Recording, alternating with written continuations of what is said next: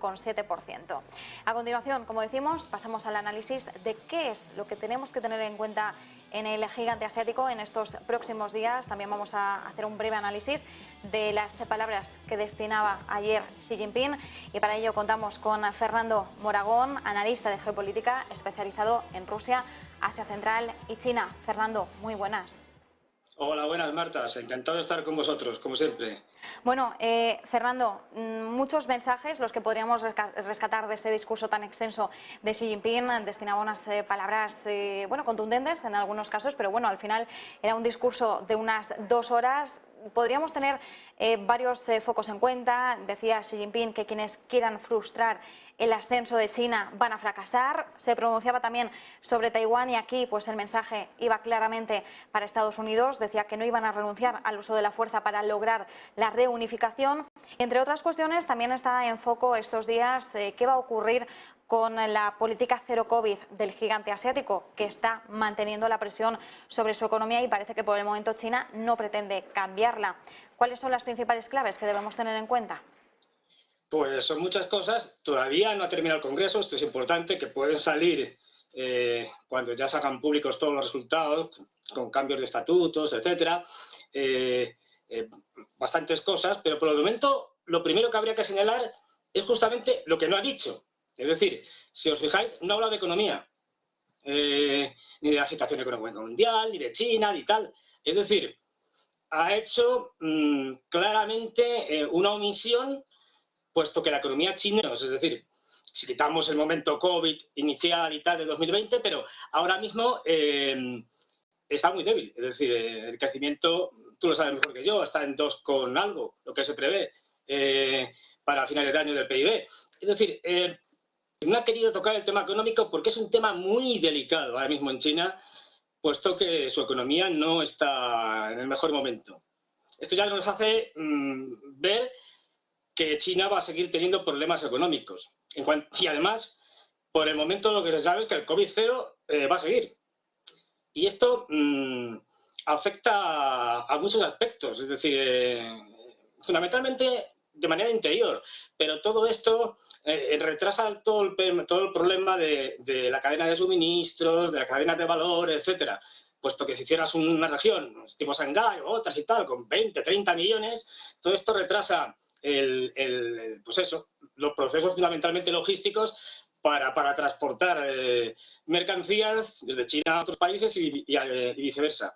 Importante. Luego, otra cuestión importante, sacó el tema del marxismo.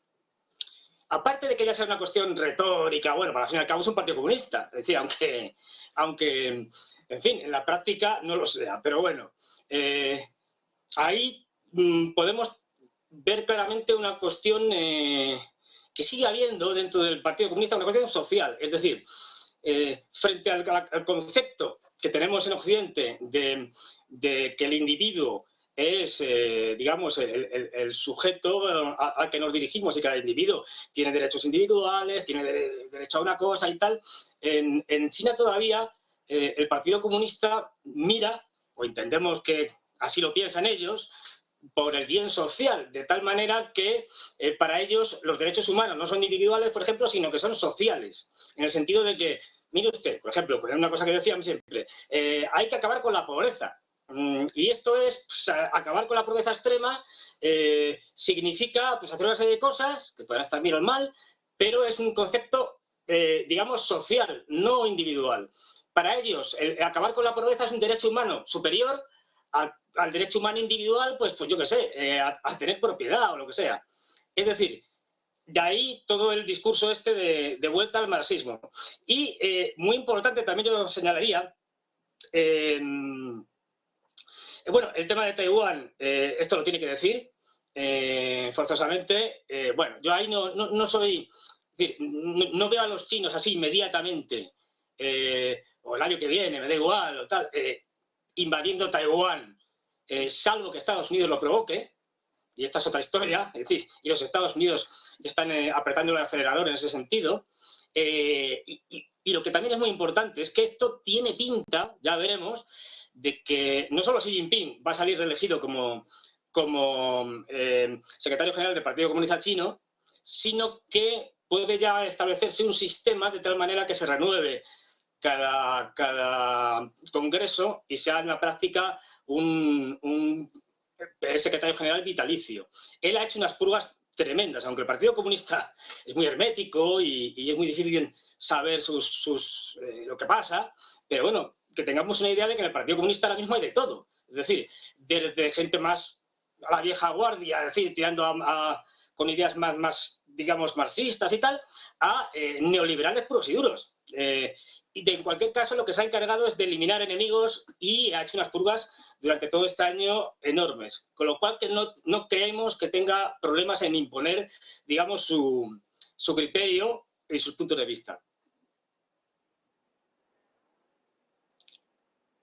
Fernando, una de las cuestiones que hemos conocido y que nos llamaba bastante la atención, sobre todo por cómo se ha justificado, es el hecho de que, al menos esta semana, no sabemos si la semana que viene se va a prolongar, no va China a publicar estadísticas oficiales a través de la Oficina Nacional de Estadísticas del país. Estábamos a la espera de conocer el dato de PIB del tercer trimestre, entre otras referencias macroeconómicas, y los análisis que hemos estado viendo, porque en un principio China no ha justificado, no ha dado motivos concretos de por qué esto va a ser así, simplemente que suspende temporalmente, indefinidamente, estas publicaciones. Lo que hemos estado viendo es que una de las posibilidades ha sido para no revertir el foco, por así decirlo, del Congreso que está teniendo lugar, es decir, para no tener más ruido del necesario y que toda la atención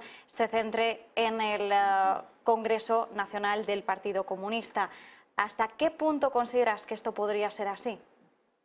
Puede ser que lo que quiera es centrar el foco bueno, en el Congreso y en ciertos elementos del Congreso que a él le interesen. De todas maneras, yo creo que el problema de la economía lo tienen muy claro, en el sentido de que, bueno, la economía china no va bien, o no va lo bien que debía, según sus prioridades, de ahí que no se publiquen estadísticas. Es decir, porque al final son muchas cosas, es decir, no olvidemos el problema inmobiliario, que sigue sin tener solución, la burbuja inmobiliaria y las quiebras como, bueno, o quiebras o rescate por parte del Estado de muchas empresas inmobiliarias. Luego tienen un problema con el desacoplamiento. La economía mundial se está desacoplando, por lo menos parcialmente. Esto va a ser un golpe muy duro para China, que es el gran exportador. Es decir, hay una guerra tecnológica ahora mismo que es clave, que es fundamental, con el tema de microchips, etcétera, y acabamos de ver cómo el Congreso norteamericano va a poner no sé si la ha aprobado ya o está a punto de aprobarla, una ley muy dura con respecto a las importaciones de China en materia, exportaciones en materia de microchips y todo este tipo de cosas. Fernando, discúlpame, sí. Nos quedamos un momentito con el tema de los chips semiconductores. Es que estábamos a la espera de que compareciese Jeremy Hunt, el canciller actual de Hacienda británico, y está hablando en estos instantes. Entonces te tengo que interrumpir, perdóname, vale. porque tenemos que conectar precisamente con la Cámara de los Comunes ahora mismo para escuchar a Jeremy Hunt. Vamos a ello.